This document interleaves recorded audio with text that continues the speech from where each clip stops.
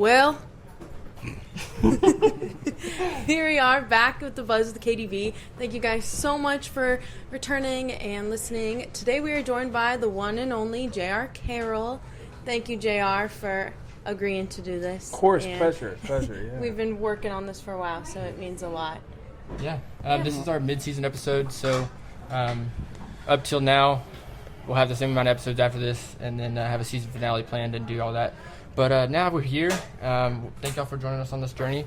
We're sat with JR here at the wonderful Do-Si-Do, and we've never been to this venue. Have you ever played this venue? No, this is my first time. It's a really cool, rustic, homey vibe. It looks like it is an old barn.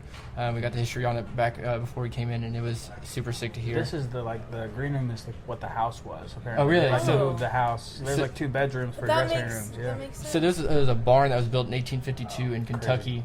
And then they trucked it down here in the early 2000s and then rebuilt it. And I was like, holy cow, this is, it's not no green hall or anything, but it's historical. And the cool. Acoustics sound great here, too, so it's really cool to see. You want to kick it off? Yeah, sure. So you just released Dark Cloud in December. How did you kind of go about recording that album since you spent a lot of time on the road last year? Just got in where we could.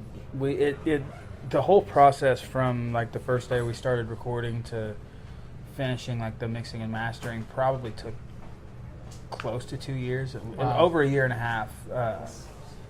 It was just a long process.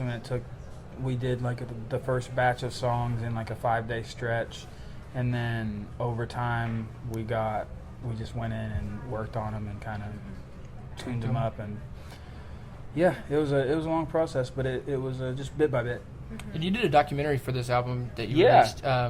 Was that all through all those processes and stages of recording that album? Yeah. Or was that just a specific time period you did it? So the first half of that, I think it's honestly kind of interspersed the way it's edited, but the first part of footage that was shot was on that first week that we recorded all the we got all the roughs down of all the songs, and then we went in and touched up parts. Tapes. Yeah, essentially. And then we built it from there. But when it got to a point of we're about to wrap this up a year and a half later, it felt right to have him come back on the last couple of days that we recorded and kind of just book in the experience. Time. Cut out all the mastering part and all the mess. Yeah. Do you plan on doing that for tour as well? Doing a little vlog road of your time here? Because it's a beautiful work to see that come after everything come together. It's really mine. It's really cool to look back on. We were talking about it yesterday. JD, my lead player, his kids were in the studio and they're in those videos, and he's like, I get to show them and be like, look where you were. So that's really cool. We're taking videos, and mainly for memory's sake. I have a weird thing with monetizing time. genuine friendship moments. So it's, I don't know if most of it'll see the light of day, but we'll put some stuff out. We've got a friend of mine who's good at doing content and stuff. I love the work y'all did with that. Of you driving through Oklahoma and explaining stuff. That was Zach really Moffat. He work. actually lives. He's based out of Fort Worth now. He's incredible. He did some stuff with ZB back in the day too, and that's how I met him. Cool, good friend. So, you spent a lot of your time on the road last year with doing really big production tours. Do you like going back to these smaller production shows when it's just you and you're just having a time in small venues? It's less about obviously I love playing my own music, but it's more so getting to step into a place where I feel like I can connect with individuals as opposed to it's a collective. It's a really beautiful thing to have these experiences in arenas and stadiums where this whole group of people come together for one thing, to have fun and enjoy themselves, let go for an evening, and sing these songs that mean something to them. And that's a really fun collective experience. But it's nice to get back down to venues where I can look people in the eye. Not, I can see someone react to something that There's I wrote. Nosebleed, Exactly. Yeah. So that's exactly. It's a nice change of pace to come back and slow things down and kind of just zoom in as opposed to. And that was always been one of my favorite shows was when I saw you last as your solo performance was with Nolan Taylor.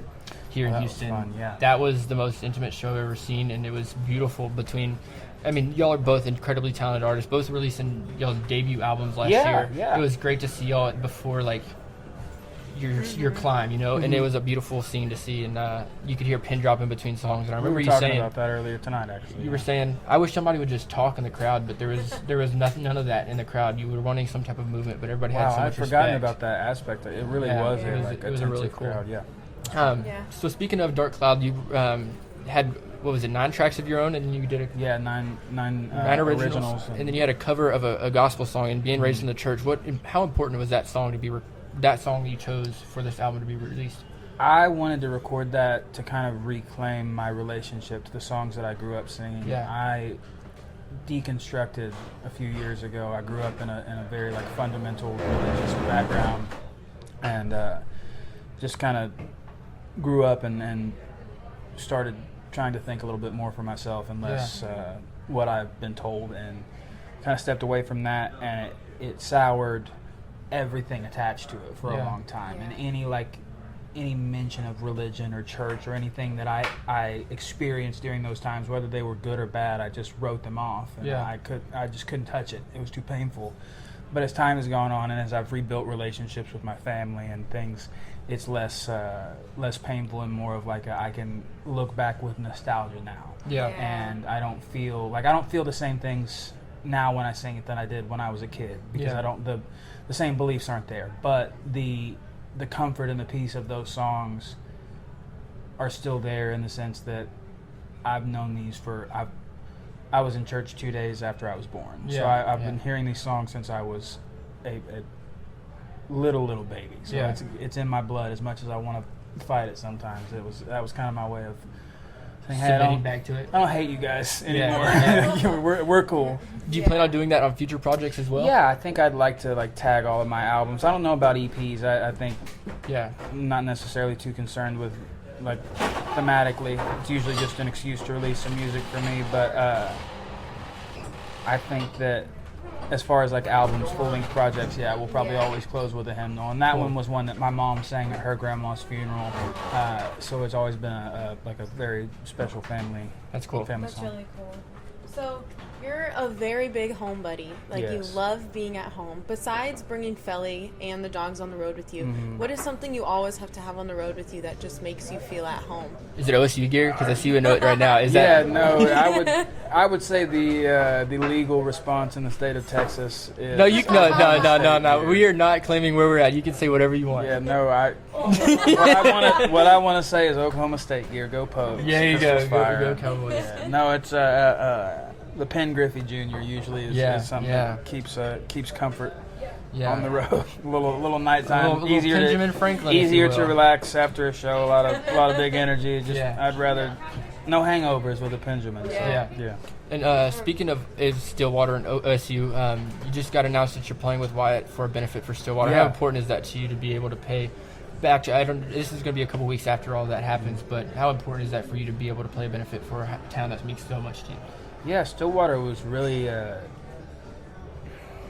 like a lot of the groundwork for my career was laid in Stillwater. I played a lot of shows there and spent a lot of time with people from there and built a lot of relationships in that town. It means a lot to me. I spent all of my friends went to college there. I didn't go to college, but I got accepted to OSU, so it counts. I'm a half alumni. Counts. It does. So it was sad to see all the devastation, and people that I know personally were affected by the fires and the wind damage. So felt like the right thing to do. That sold out in like 4 minutes. Yeah, I heard. I saw that. Felicia was sending a link to some of her friends, and they were like, "Can click on that, see what the vibe is." Yeah. Like, oh, I didn't realize. Yeah. Wyatt does that. That's a Wyatt Flores effect. Wyatt was my first time seeing him was a little bit after I saw you. You played a bar in front of like 100 people, and that was really cool to see him. Followed up with the right before the rise. Cool. Speaking of things we don't have notes for or anything, but recently on Twitter, you posted about covering Onita, and I remember seeing a video of you singing to a dog. Do you remember this? Singing to a dog, singing Onita to a dog. When do you want to cut that? Would you want to cut other songs for an EP or a cover album? I think I'm gonna do a cover EP at some point this year. Dude, we need linger on that. Maybe. I don't know. I would like to, but Evan Honer does a better version than he me, does and I do a have good version. zero interest in Yeah. like Cranberries are already incredible. I don't need to do it doesn't need just a mediocre version when great ones are happening right now. Yeah. Any other songs you want to cover on that album? We'll play it live tonight, but we've been doing Ohio by Neil Young. Okay, cool. And I'm a big Neil Young fan for a really long time, and that's one of my favorites by him, so I'll probably put that one out Awesome. as well. I don't know. It just depends on what the band's feeling like that day. Yeah. See if we're feeling rowdy or reflective. You're talking future projects this year. The Dark Cloud you said you've been sitting on for 2 years. You're obviously writing all the time on the road. No, No?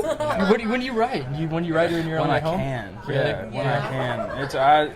I'm just sick of writing like traveling musician songs. Like Okay, that makes that's not the kind of material that I want to like put out. Like I'm a traveling musician. My friends will be like, "Hey man, that's a really relatable song," but not everybody is on the Yeah. road 7 months out of the year. So I'm just trying to find things that I'm interested in writing about as opposed to just what is right in front of me. Are you sitting on cut music that you're debating releasing because it is traveling musician music? No, not really. No? Just want to release the kind Bella of music. just walked in with Felly, so we waved at the dog. If making a guest appearance. Just want to release music that I like and enjoy playing, and trying to get a good group of songs together. I don't ride at the pace that a lot of people do, and I want to make it count. So I just try to. And you don't want to because it feels rushed on your work. Yeah, I don't. Yeah. I don't need to. I have a day job. Yeah. That takes good care of me. I'm happy that people are showing up to the shows, and I hope they enjoy themselves and go home satisfied with the money they spent. But if nobody showed up, I still will be able to pay my bills. So I'm not too terrible worried about like having a stadium sellout career. Yeah. I'm a part of one of those things, and it's really cool and it's awesome. It's a lot of pressure and a lot of moving parts. there's that you don't wanna be a hundreds of people working for you at that point. I've got like 10 out with me right now, and I'm just like, I pray to God people enjoy this so I can help these folks pay their bills. But Yeah. So, speaking of, you mentioned Neil Young being one of your greats. So you actually got to meet like Bruce Springsteen and John Mayer. Like, what was that like? Just meeting some of your greats and actually like having conversations very with very them. great. I haven't gotten to meet Jason Isbell per se. We've been around each other, but I working. So I had a job to do, and he was going on before us, which was criminal. But he was incredible. Just getting to see him up close and personal was it was a masterclass. I got to watch his sound check, and I was just amazed. He's Jason incredible. Isbell opened up the Houston show, and we were at that, and that was wonderful to see. I was like, he's my all-time favorite. Yeah. what do you think of his new album? Honestly, yeah, I thought like just stripped down him was amazing. It's incredible. Yeah. It's one of my favorite. It's my favorite album of the year so far. It's one of my favorite albums I've heard in a long time. I haven't had one hit me that hard in a really long time. Yeah, it was really good. I remember everybody was talking about it, and I was like, "Yep, they have valid reason to talk about it." So, talking about, go ahead. I'll just say Springsteen was like the nicest and most kind guy. Yeah. Very, very professional and about his business. Like we got off stage, he sang Revival with us. We came off stage, he shook everybody in the band's hand, gave us all like, and I listened because I'm obsessed. But he gave us all like a personalized compliment, like, "Hey, sounded good on those drums, Steve." Like, that's cool. It was really, really cool. So that was awesome. And then John Mayer was incredible. He's everything you could have ever wanted him to be. He was so kind. I did a studio session with him, and then he came out to a show and played with us on stage. It was just awesome. Very giving of advice and wisdom. It was like watching a TED Talk. Awesome. It was cool. That's awesome. So speaking of, you're using Okie. Do you have an Oklahoma Mount Rushmore for music and inspiration for you? Absolutely. Yeah, I'd have to think about it for a second. But You want to come back to that?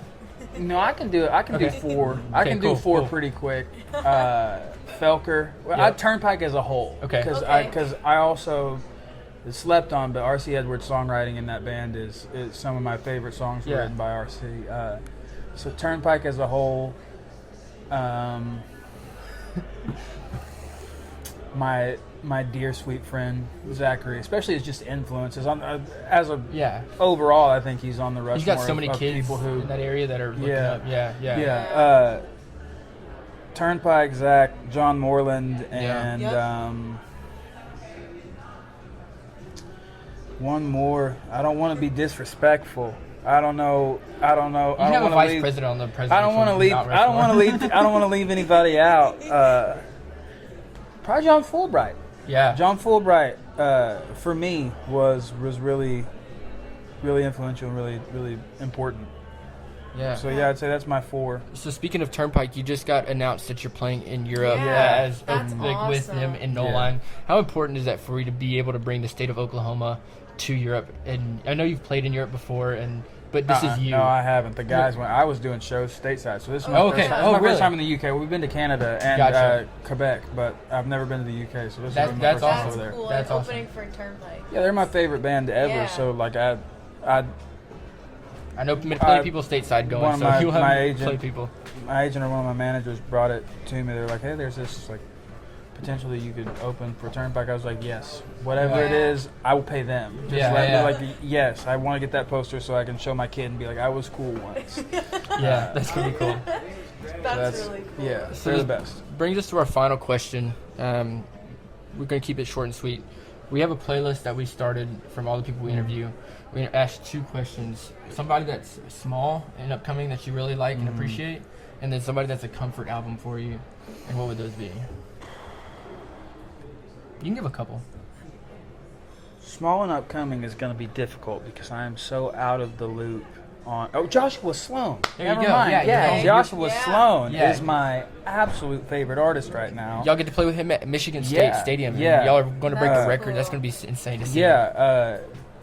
Josh is the most talented young songwriter I have ever come across. Yeah. And he's so Have you heard any sweet. of the album yet?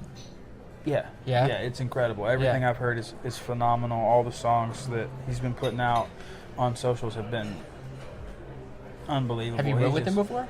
No. I wouldn't. I don't know if I would even try and sit in the same room with him. That's he's cool. like he's a freak. He's so good. Yeah, he's is so damn good. And he's young as hell. Yeah, he's like 19, I think. Yeah. Comfort album. I've got a few. Ryan Adams, Heartbreaker. Okay. Taboo, but that's one of my favorite. And then, Blaze Foley, live at the Austin Outhouse. Awesome. I could probably quote that record to you. That's awesome. And then there's Towns live at the Old Quarter in Houston, I think it is. But that's another live album that I really love. Those are Cool. like probably my 3 most played. So the last thing we got for you is we got a couple gifts. Your dog was just in here, and it's as a welcome to Texas. It's y'all's first stop. Oh, nice. So we got one for Daryl and for Bella. Oh, Y'all incredible. gotta go throw some Bucky's shirts on them. Yeah. Some Bucky shirts. They gotta get that on. That is going to be. Daryl will probably wear his. Bella hates clothes, No but way, we will make a picture. And then we this will one's have a for picture happen. Sally when she turns around. This is a Moscato from Oh, heck Texas. yeah. So y'all welcome to All right, Texas. a little Texas Moscato. Okay. And then you posted about this last week, and we found it. It's man. sealed. It's sealed. That's so sick. Never So you opened. can cut that open. Dude, thank you guys so much. We were like, she was like, That "What do is we so buy cool. for him?" And she's like, "He likes Bob Dylan." And I was like, "There's so many Bob Dylan albums. I don't know what he has and doesn't." Man. And we literally, So- I messaged Felly. That's I been was sealed like, for 8 years. Yeah. Nobody's seen that. vinyl. Yeah, that's so sick. I was when I was younger. I looked for it when I was like 13. I discovered Towns Van Zandt, and I was like, "This is incredible." I was so blown away by his songwriting, and then there was clips on YouTube of this show. Yeah. But never a full performance. And I used to spend like I would say every few months I would be reminded of it, and then I would spend like You'd find an one new hour clip, or two. yeah. I'd spend an hour or two just like searching, trying to find the whole recordings, like going into PBS's archives and looking through like dates and stuff. I could never find it, and then I guess when I stopped, they released it again. They like released the thing. So thank you guys so much. This is incredible. Yeah. And so do you have a nice vinyl setup? I'm curious if you have one. I have a decent vinyl collection. My great grandma left me her records when she passed away, and there's a lot of like a lot of classic country, a lot of Elvis, a lot of Yeah. old gospel. But Yeah. yeah, I've got a decent. I won't say it's an incredible setup, but I got a good listening setup. I got a Cool. good That's sound awesome. Well, thank you so much for Yeah, joining us. thank I you. Of course, appreciate thank it. y'all. Thank y'all